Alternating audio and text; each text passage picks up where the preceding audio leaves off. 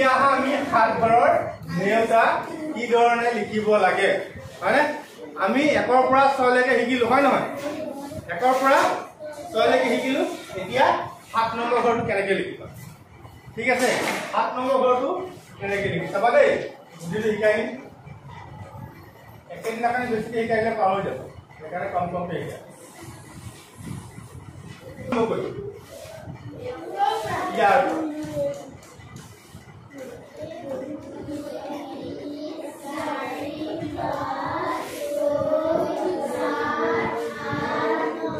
ঠিক আছে 3 ঘৰৰ নেওতা এইটো 7 ঘৰ দেই 3 ঘৰ নিচিনাকৈ পাতি ললো আৰু এবাৰ আমি ইয়াৰ পৰা এনেকৈ সিৰিয়েল নম্বৰ কেইটা পাতি ললো এতিয়া এইটো লাইনত আমি 0 দিম তাৰপিছত 1 তাৰপিছত 2 3 চোৱা প্ৰথমটো 0 1 2 মানে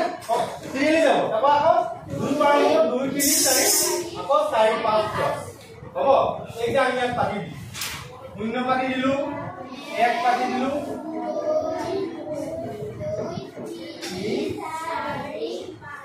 4 আকৌ 4 আৰু ইয়াত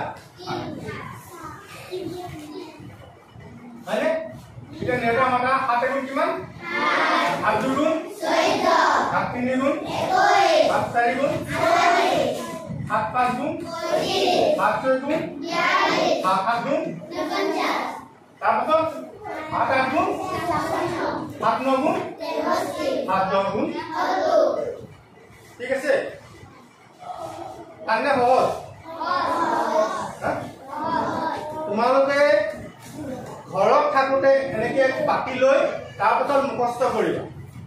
কাগজ এখিলা এনেকে বনাই ল'বা জেপত কৰি ল'বা আৰু চাই চাই নিজে মুখস্থ মাতিব পাৰিবা মুখস্থ কৰি ল'বা দেই ঠিক আছে